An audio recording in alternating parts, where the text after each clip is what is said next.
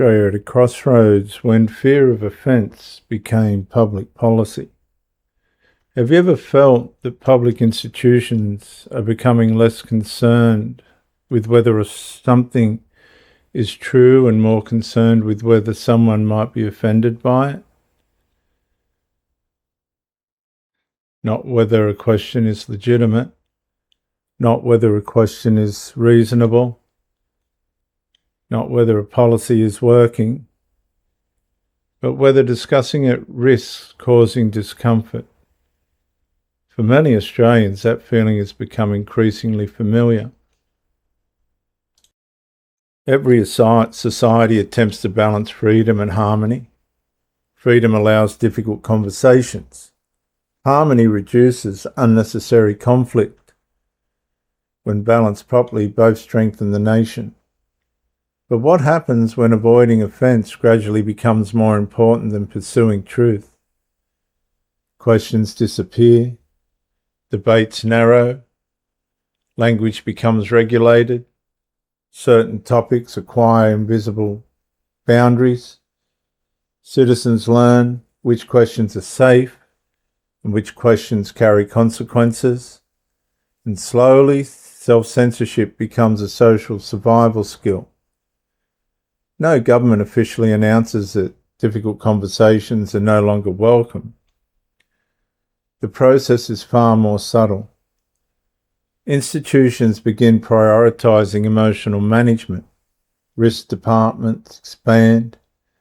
Public statements become increasingly cautious.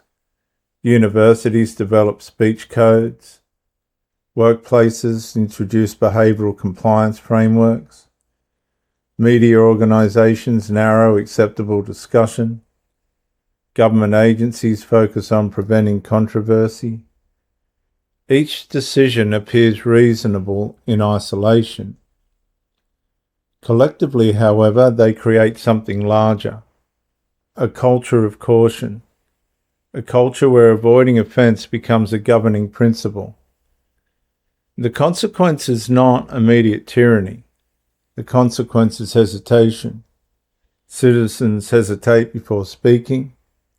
Journalists hesitate before investigating. Politicians hesitate before addressing difficult issues. And institutions hesitate before defending unpopular truths. And over time, the public begins noticing a contradiction. The nation remains formally free. Yet fewer subjects feel genuinely open to discussion, and the issue is not kindness. Civil societies require civility. The issue is whether offence has become a veto against legitimate public debate. Because every functioning democracy depends upon its ability to discuss difficult realities. Immigration, religion, crime, identity, social cohesion, and public policy. And none of these disappears simply because discussing them becomes uncomfortable. When fear of offence begins shaping public policy, institutions often gain short-term peace, but they also risk creating long-term distrust, because citizens eventually notice when difficult conversations are being managed rather than answered. And when trust begins to erode, restoring it becomes far harder than protecting it in the first place. And viewers, I will see you in the next episode when self-censorship replaced public debate.